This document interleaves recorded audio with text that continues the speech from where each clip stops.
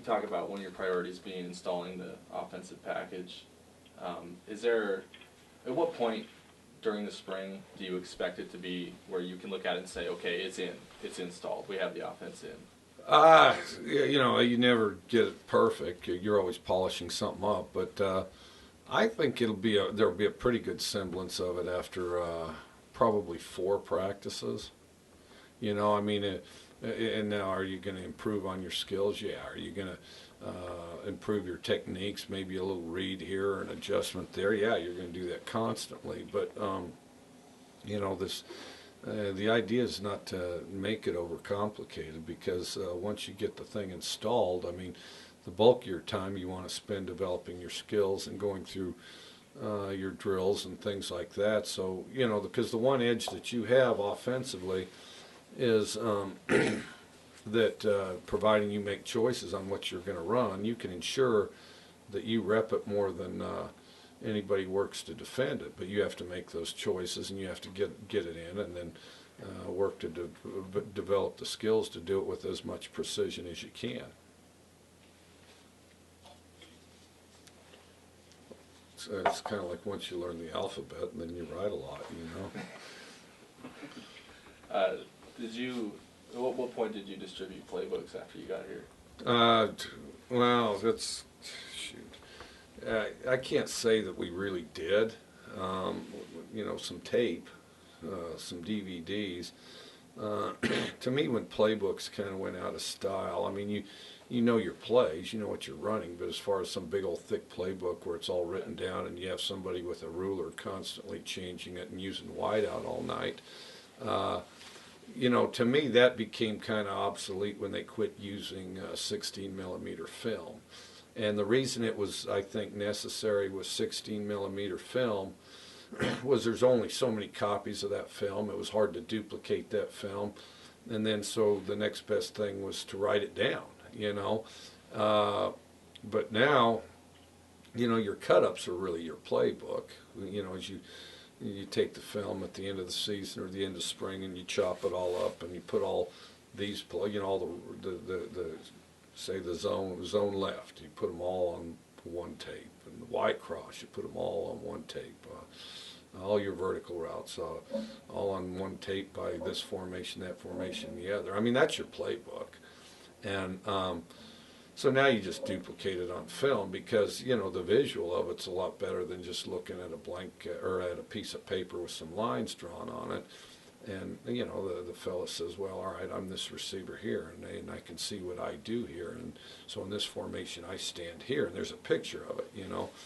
And I realize that not everybody views it that way, and some of them are still hauling around the bulky playbooks. But I can't draw a good enough picture, you know, as good as I can videotape, you know. So.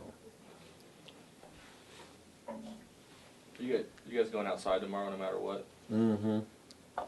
Well, I say that. You know, it's funny you mentioned that.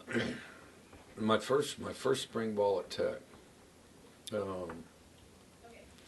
and you know, we had this young group and went in and gave a speech and showed a movie clip, and I can't remember which one it was, but it was probably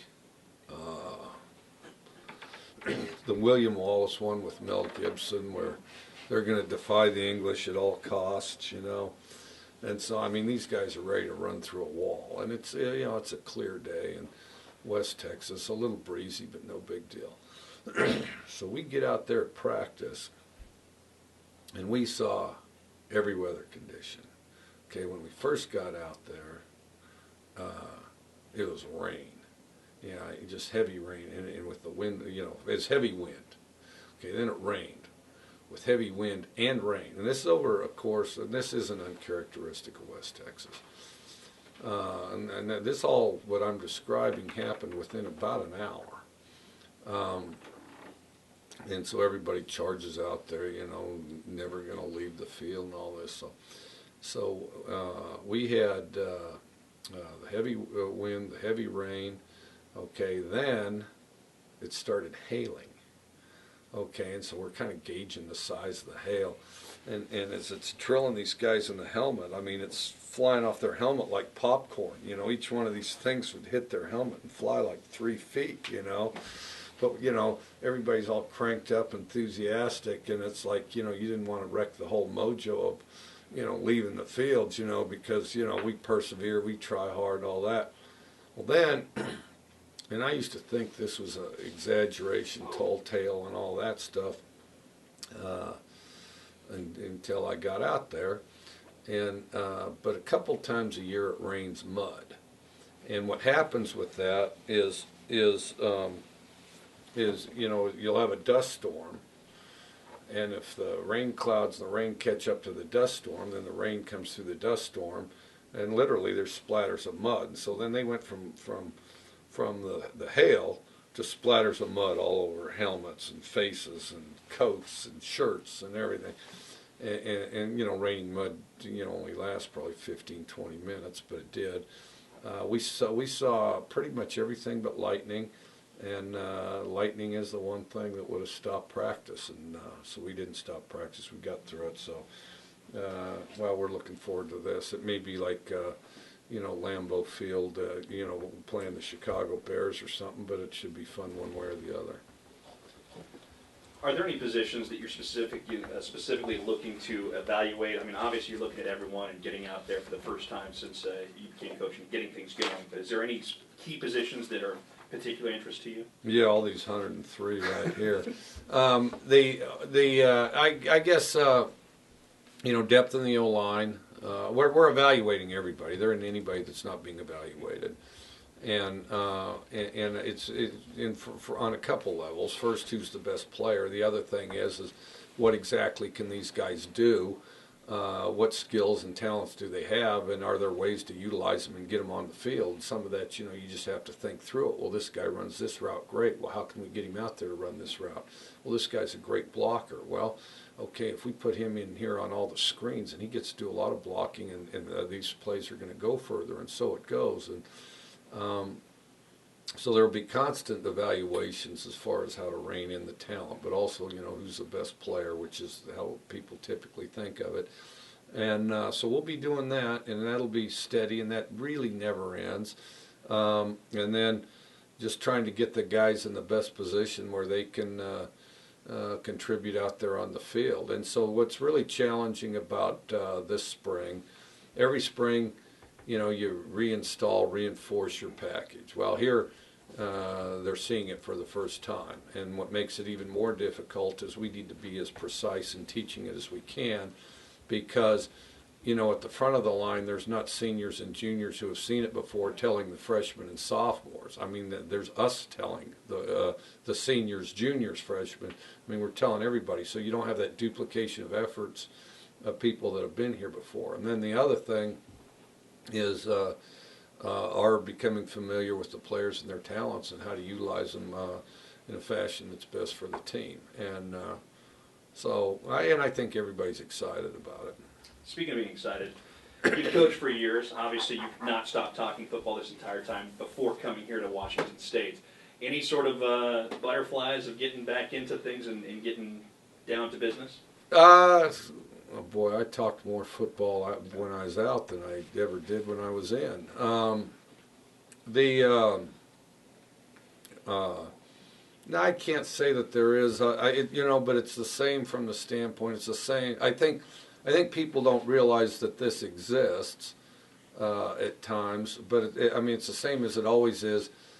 Before you go back out there on the field, the anxiety would be, how can we best teach this? How can we be most efficient with our time? And, you know, now we're to the point where we're trying to anticipate, think of, figure out all the little problems that we could have had plugged on the front end to, you know, make things go as smoothly as possible. There's always a little, you know, and and it really hasn't changed. There's no more, but there is a sense that we want to be a little more precise and productive, you know, than ever before, just because it's front end. You know, you got to get everybody taught, and if we can get them really taught And then this summer, when those freshmen come in, they can learn from the seniors and juniors. Then they can have real productive work on their own in the summer, you know, and really work their skills, which is a critical time.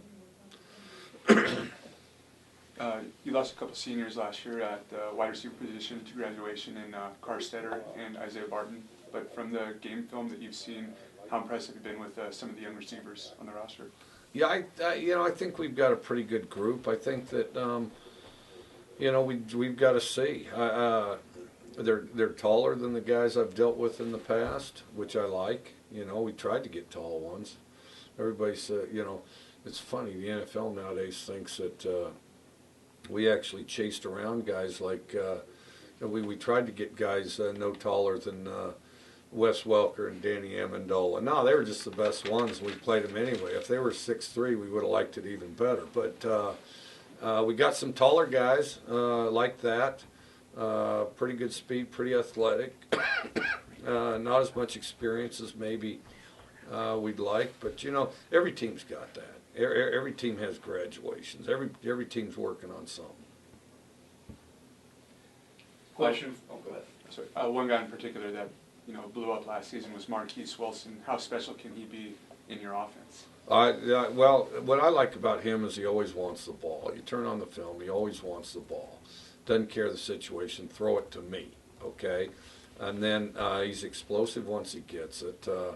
He's not afraid of traffic. And then, the biggest thing that we really need to work on is really getting precise. And then, of course, last year they, through injury and the rest, they worked through several quarterbacks, and we need to get them really in tune with those guys, and so that they're all on the same page. And when you get kind of that mental telepathy going,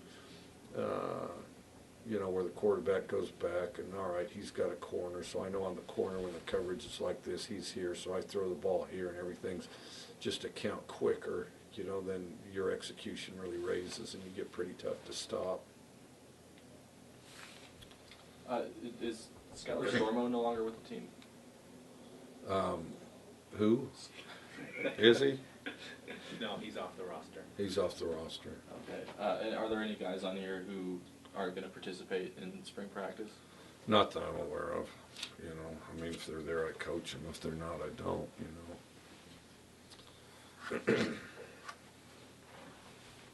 Yeah, I just real quickly, I hadn't heard anything on this in some time. Maybe it's already been addressed, but I remember a while back there was talk of Peter Burt doing some sort of documentary series here. Anything come of that? I haven't heard anything on it, really. I mean, they came and shot for a couple days.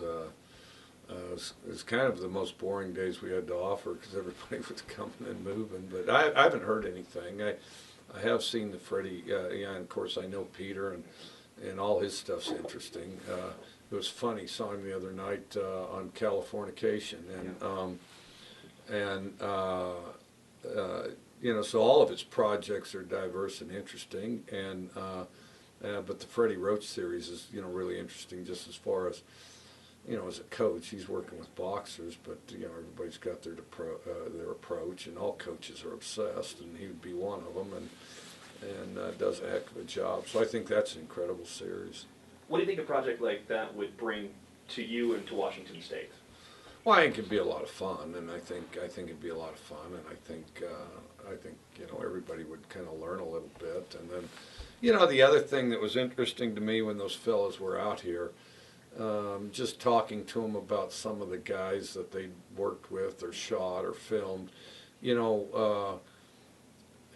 find out that an awful lot of people have an awful lot of things in common as far as how they do stuff, and really, as easy as the final product looks, I mean, there's always that struggle to get there, and I think everybody's got that in common, and I know that's what makes a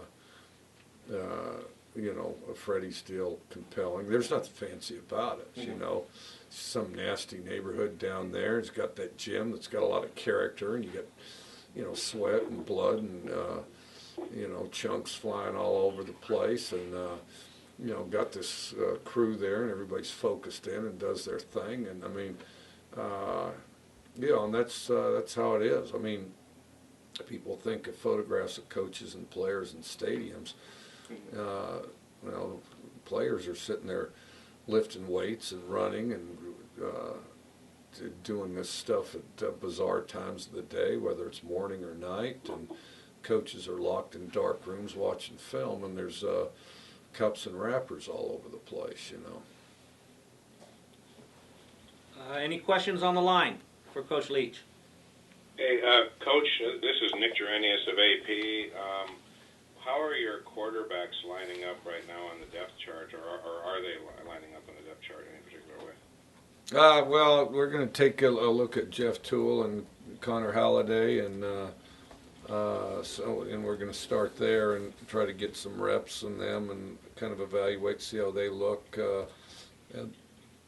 And then we've got some young guys too that we'll take a look at, and they show some promise. So we'll see. Gilbertson, Clements, those guys.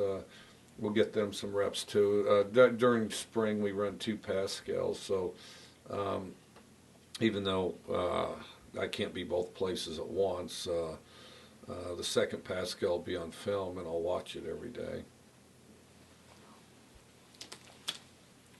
Mike, this is Doug Wooders over at How are you going to divide up snaps between Jeff and Connor?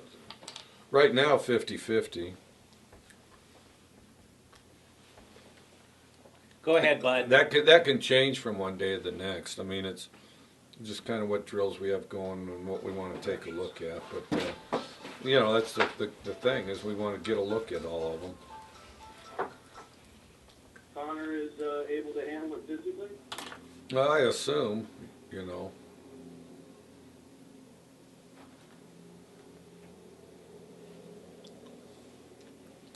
Mike, Bud Withers here, Seattle Times. How much of the entire spring is about setting the tone for what you expect, or do you feel that's already kind of in place with the winter workouts? A little of both, I think, but a lot of it mainly is kind of get as good as we possibly can at practicing. I think any good team, the most important thing you do is practice. So, we really want to be good and efficient at practicing. In our case, it's important from a teaching standpoint, but it's always important no matter who you are, as far as just refining your skills and making them as efficient as possible. As far as some special tone, I think that's important, but I think that's kind of an ongoing process too. Some of that's practiced also. And then defensively, are you going fully to a 3-4? And did you have that in mind before you hired Mike Bresky, or how did all that happen? Had it in mind as part of the package. Liked the way Mike Bresky does it, but also like the fact that it's a multiple front package. So it won't be just that,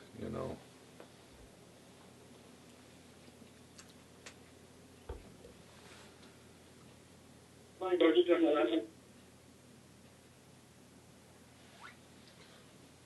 Ted Miller with ESPN.com. How do you evaluate your quarterbacks? What are some of the kind of checklist of things that you're going to be looking for in the early going? Well, the most basic is, does the guy make good decisions? In other words, is he able to select who to throw it to? The second would be, is he accurate? Once he selects the guy, can he hit him? Then after that, and those two you really can't compromise. And then after that comes the size, arm strength, quick feet, fast. I think quick feet's probably the most important of the other 4 because it helps their pocket presence and things like that. And then, just kind of a sharpness and the ability to move the team. Because a quarterback, by definition, no matter what your package is, his role is to make the other players around him better. And there's a little bit of intangible in who does that the most effectively. In your experience with guys who don't have experience in your system, how long does it take them to feel pretty comfortable? You mentioned the decision making. How long does it take them to be able to make the right reads for what you I think you constantly improve at it. I think there's definitely times where you're more comfortable than others. But with that said, you try to keep raising the bar. In other words, you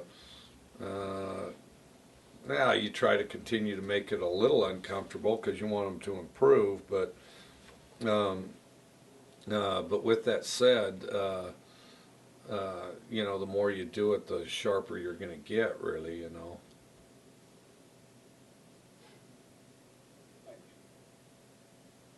Mike, to follow up on that, how different will this be for Jeff and Connor? I mean, do you expect it to be a real challenge, or how big a deal? Well, I think they'll do fine. I thought they'd do well enough that we didn't chase any transfer quarterbacks. I felt good about the guys we had here.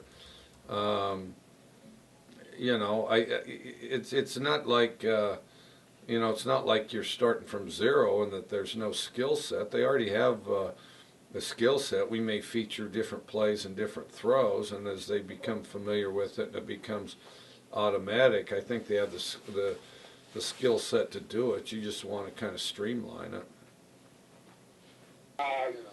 Anybody in specific that you see that's on the verge of breaking out, whether it's Marquise Wilson or someone else?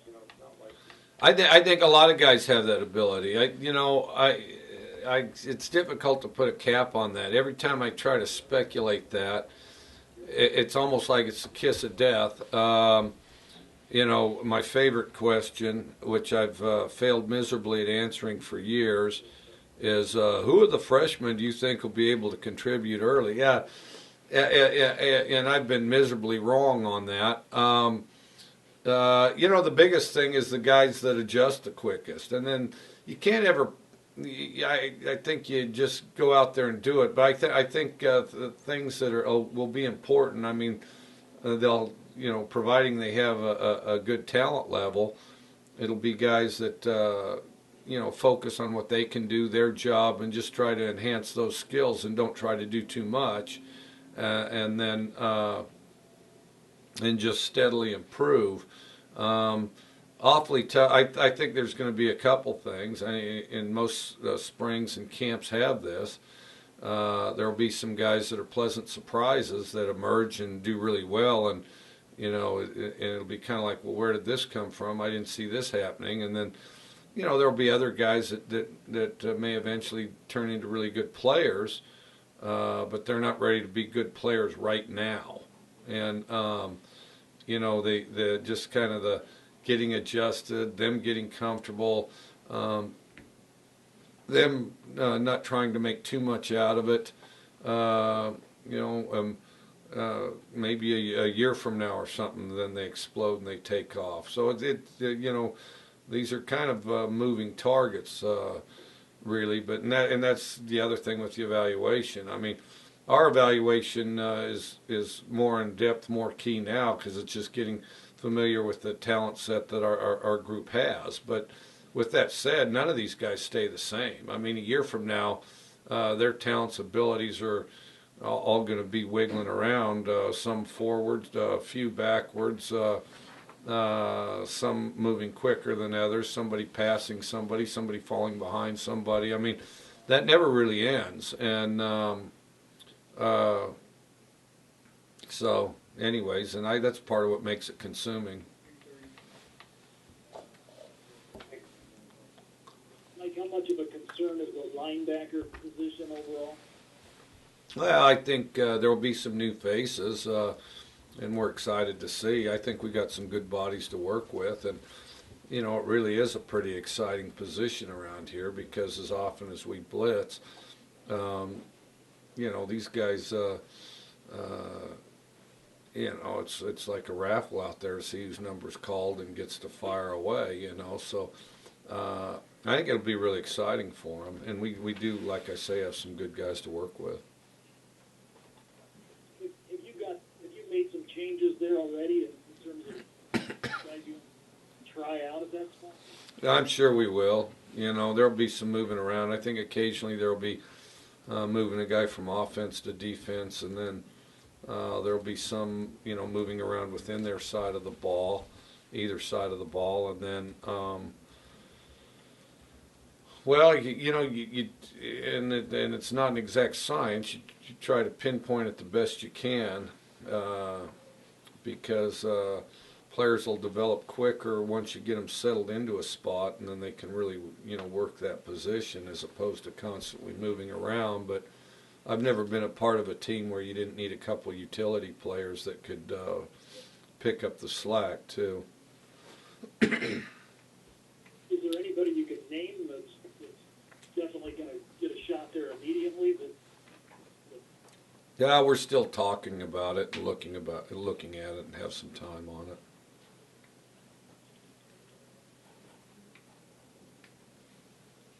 Mike, I know the other Mike had talked about having Travis Long, you know, definitely giving him a look at some linebacker spots in addition to D end. Is that still in the plan? He can do a lot of things, you know. I mean, he's a real athletic guy. He's a really competitive guy. You know, one of those guys that kind of finds a way. One of those tall, lanky, explosive guy, but can still generate power, you know. And I think you're kind of excited to see. He's got a lot of dimension to him as a player, and you know, and because of that, there's a lot of temptation, you know, within, not expand his role to the point where, you know, where he's constantly doing something different, but moving him around as a player, I think, is pretty tempting. Like, in other words, in the same game or even the same series, you know, try to bring him at somebody from a couple different places. Yeah. So at least in the spring, experiment a little at both on the line and at linebacker? Yeah, we just got to see where we're at, you know, see what he can do, see how it looks, and Mike's always been really brilliant at that over the years, as far as you know, kind of getting things like that figured out, and you know, finding roles for guys like that, and in a simple fashion, having a lot of dimension to his defense.